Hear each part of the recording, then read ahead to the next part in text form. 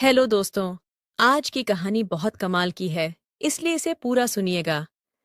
मेरा नाम जतिन है और मैं एलवी विभाग में काम करता हूँ। मेरी एक खूबसूरत पत्नी और 1 साल का प्यारा सा बेटा है। हमारी शादी को 3 साल हो चुके हैं। हम दोनों ने लव मैरिज की थी, इसीलिए शादी से पहले ही मेरी पत्नी के घर पर मेरा आना जाना लगा रहता था।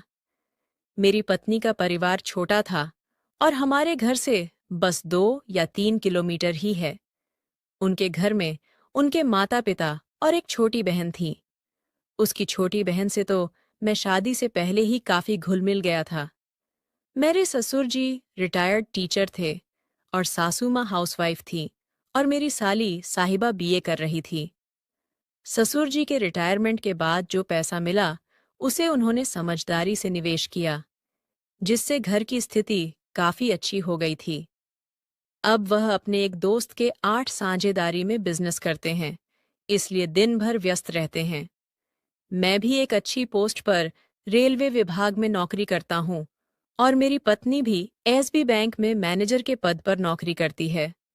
हमारे बेटे की देखभाल की जिम्मेदारी मेरी सासू माँ ने खुद ही उठा ली, क्योंकि हम दोनों ही नौकरी करते हैं तो हमारे बच्चे को संभालना थोड़ा मुश्किल हो जाता है। सासू माँ इस काम को खुशी खुशी करती हैं, क्योंकि यह उनके लिए एकमात्र मनोरंजन भी है और उनको बच्चे बेहद पसंद भी हैं। सच कहूं तो मेरी सासू माँ ने खुद को बहुत अच्छे से मेंटेन किया हुआ है। उन्हें देखकर कोई नहीं कह सकता कि उनकी 2 बेटियां हैं और उनकी उम्र 40 साल है। उनका शरीर पहले से ही एक मलयालम अभिनेत्री जैसा है, इसलिए उनकी डिलीवरी के बाद भी उनके शरीर पर ज्यादा असर नहीं पड़ा। उनकी लंबाई करीब 5 फीट 5 इंच है। घुटनों तक लंबे काले घने बाल, हल्की भूरे रंग की आंखें और उनका शरीर एकदम संतुलित है। उम्र के हिसाब से थोड़ा सा पेट निकला हुआ है, लेकिन नीला इन चेहरे पर एक भी झुर्री नहीं आई। साफ सुथरी गोरी त्वचा और एक आकर्षक महिला हैं। कुल मिलाकर किसी भी आदमी को आकर्षित करने के लिए जो चाहिए वह सब उनके पास है। जब से मैंने उन्हें पहली बार देखा था, तब से ही मेरा मन उनके लिए आकर्षित हो गया था। लेकिन समाज के नियम, संस्कार और रिश्ते नाते सोचकर मैं अपने मन को समझा लेता था। शादी के बाद जब मेरा बेटा पैदा हुआ और पत्नी को 4 महीने बाद नौकरी ज्वाइन करनी पड़ी, तब से सासू माँ ने बेटे की देखभाल अपने हाथों में ले ली थी। इसी वजह से मुझे रोज बेटे को छोड़ने और लेने के लिए ससुराल जाना पड़ता था। उनसे रोज मिलने और बातचीत करने के बाद मेरे अंदर दबे हुए विचार फिर से उभरने लगे थे। तब मैंने ठान लिया कि एक दिन उनसे अपने मन की बात जरूर कहूंगा। कई दिनों तक तो मैंने कोशिश की, लेकिन हिम्मत नहीं जुटा पाया। कुछ दिन गुजरे और इसी बीच ससुर जी के किसी दोस्त की मैरिज पर जाना था। ससुर जी खाने पीने के शौकीन थे और दारू वारू भी पी लेते थे, इसीलिए वह शादी में 7 दिन पहले ही चले गए। ससुर जी शादी में कुछ ज्यादा ही दारू ना पी ले, इसीलिए सासू माँ ने ससुर जी का ख्याल रखने के लिए अपनी छोटी बेटी को भी साथ ही भेज दिया। घर में सासू माँ अकेली रह गई थी, इसीलिए मैंने और मेरी पत्नी ई ने सोचा कि जब तक ससुर जी नहीं आते तब तक हम सासू माँ के घर ही रहेंगे। हम दोनों को ही नौकरी से शाम के 5 बजे छुट्टी हो जाती है, लेकिन मेरी ड्यूटी मेरे शहर में ही होने की वजह से मैं अब 5:30 ही घर आ जाता हूँ। लेकिन मेरी पत्नी की ड्यूटी शहर के दूसरे ब्लॉक में है, इसीलिए वह वहां से 5:15 बजे बस से शहर आ जाती है और मैं इनको बाइक से घर ले आता ही हूँ। आज हम घर में सिर्फ मैं और मेरा बेटा और मेरी सासू माँ रह गए थे। जब भी मैं अपने ससुराल से अपने बेटे को लेने जाता था, तो मैं वहां से चाय जरूर पीता था और चाय मेरी साली साहिबा बनाती थी। आज शाम जब मैं ससुराल गया तो मेरा मन चाय पीने के लिए ओ किया, लेकिन मेरी साली साहिबा तो ससुर जी के साथ शादी में गई थी, इसीलिए आज चाय सासू माँ बनाने वाली थी। वह किचन में चाय बनाने के लिए गए। चाय बनाने के दौरान अचानक किचन में से जोर से गिरने की आवाज आई। जब जाकर देखा तो सासू माँ जमीन पर गिरी हुई थी। जब वह ऊपर से चीनी का डिब्बा उतारने की कोशिश कर रही थी, तभी पैर फिसल गया और वह गिर गई। उनके पैर में चोट आ गई थी, जिससे चलने में दिक्कत हो रही थी। तब मैंने उन्हें सहारा देकर उठाया और बाहर के कमरे तक ले गया। सासू माँ ने कहा, बेटा बहुत तकलीफ हो रही है, कुछ मलहम या दवाई दे दो। वहां उस कमरे की अलमारी में सब कुछ रखा होगा। मैं तुरंत अंदर गया और मलहम उठाकर ले आया। मैं तुरंत अंदर गया और मलहम उठाकर ले आया और अपनी सासू माँ के हाथों में दे दिया।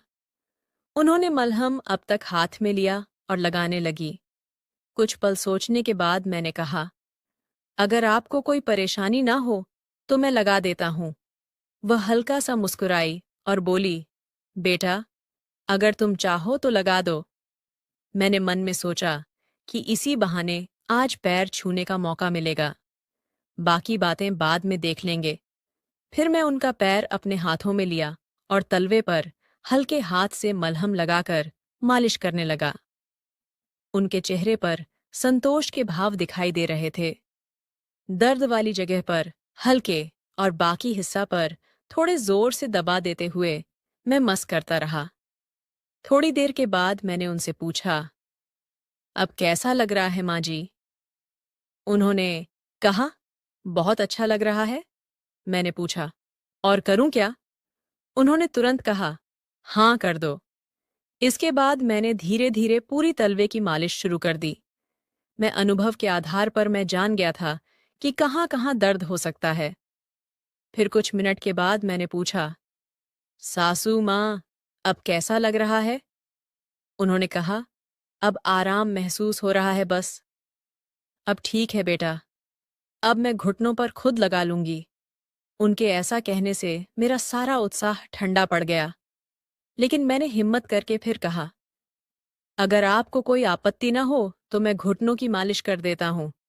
मुझे पता नहीं था कि उनका जवाब क्या होगा, लेकिन उन्होंने हंसते हुए कहा, तलवों पर मलहम लगाते में इतना झिझक रहे थे, अब घुटनों पर लगाने के लिए तैयार हो गए। इस सवाल से मैं चौंक गया। समझना, ई आया क्या जवाब दूं? तभी वह बोली, बेटा अगर तुम लगाना चाहते हो तो लगा दो, मुझे कोई आपत्ति नहीं है। ये सुनकर मैं संभालते हुए बोला, मैं तो बस आपकी मदद के लिए कह रहा था, क्योंकि मेरी माँ नहीं है, उनकी सेवा करने का मौका तो नहीं मिला। मैंने सोचा चल, इस की ही सेवा कर दूं। उन्होंने मुस्कुराते हुए मलहम मेरे हाथ में दे दिया और फिर मैं खुश होकर उनके घुटनों की मसाज करने लगा। मैं फिर से हाथ गोल गोल घुमाते हुए उंगलियों से दवा लगाकर मालिश शुरू की। अब मैं तलवे की मसाज करने के बाद घुटनों की मसाज कर रहा था।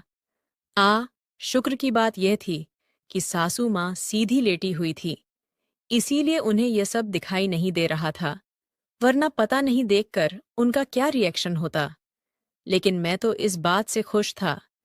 आपकी इतने सालों में जो भी बातें मेरे मन के अंदर दबी हुई थीं, शायद वह आज पूरी हो सकती है। सासू माँ आंखें बंद करके मालिश का आनंद ले रही थीं और उनके चेहरे से यह साफ झलक रहा था कि उन्हें इससे राहत मिल रही है। फिर भी मैंने पूछा, आपको कैसा लग रहा है सासू माँ? उन्होंने तुरंत जवाब दिया, बहुत अच्छा लग रहा है बेटा, आपके हाथों में तो जादू है। हालांकि एक चीज मैंने नोट की थी कि उनके बोलने का लहजा अब थोड़ा बदला हुआ था। ये सुनकर मैं थोड़ा चौकन्ना हो गया, लेकिन इससे मेरी हिम्मत और भी ज्यादा बढ़ गई। मैंने अपने आप पर विश्वास बनाए रखा और धीरे धीरे मालिश करता रहा। ये देखकर मेरा मन खुशी से भर गया। मुझे ऐसा लग रहा था जैसे मैं अपनी असली माँ की सेवा कर रहा हूं। तभी अचानक से मेरा मोबाइल बजा। देखा तो मेरी पत्नी का फोन था। उसने बोला, मैं बस स्टैंड पर आ गई हूं, मुझे ले जाओ, आज मुझे जल्दी छुट्टी मिल गई है। मैंने कहा, बस 5 मिनट में पहुंच रहा हूं। इसके बाद मैं वहां से निकलने लगा और मैं उठ खड़ा हुआ। फिर सासू माया ने मेरी ओर देखा और कहा, जतिन, तुमने जो भी किया वह किसी ने कभी नहीं किया। तुम्हारा ये एहसान मैं नहीं भूलूंगी। मैंने हल्की मुस्कान के साथ कहा। अरे इसमें एहसान की क्या बात है माँ? आपको खुश रखना मेरा फर्ज है। उन्होंने सर हिलाते हुए कहा। शायद अरे लिए यह फर्ज था, लेकिन मेरे लिए यह एक नई शुरुआत जैसा है। मैं उनका बातों को समझने की कोशिश की, लेकिन ज्यादा कुछ कहे बिना ही मैं ही घर से बाहर चला गया। तब उनके चेहरे पर एक संतोष और अपनापन साफ झलक रहा था। रास्ते में मन में बस यही ख्याल था कि कभी-कभी रिश्ते अपने असली मायने तब समझ में आते हैं जब हम दिल से किसी की मदद करते हैं। शायद आज का दिन हमारे रिश्ते की एक नई शुरुआत थी। फिर मैं अपनी पत्नी के पास पहुंचा तो मेरी पत्नी ने पूछा, इतनी देर क्यों हो गई आने में? तब मैंने मुस्कुराते हुए कहा कि माँ का ख्याल रख रहा था। मेरी पत्नी ने मेरी तरफ देखा और बिना कुछ कहे मुस्कुरा राय दी। फिर हम दोनों ससुराल में आ गए और सासू माँ मुझे मुस्कुरा के देख रही थी। मेरे मन में एक अजीब सी शांति थी। शायद कुछ रिश्ते ऐसे ही होते हैं। आज हमें यह रुके हुए दूसरा दिन था और हमें 3 सरकारी छुट्टियां आ गईं। 2 सरकारी छुट्टी और 1 रविवार। अब हम दोनों पति पत्नी ससुराल में ही रहने वाले थे। सासू माँ के गिरने की वजह से उनके पैर में मोच आ गई थी, जिससे उनको चलने में दिक्कत हो रही थी। इसलिए अब मेरी पत्नी ही मांझी को कंधे का सहारा देकर इधर-उधर लेकर जाती थी। अगर सरकारी छुट्टियां न होती, तो सासू माँ की मदद करने का सौभाग्य मुझे प्राप्त होता।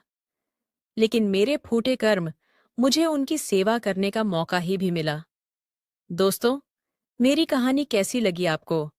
कमेंट करके बताएं। मेरे चैनल को लाइक, शेयर एंड सब्सक्राइब करें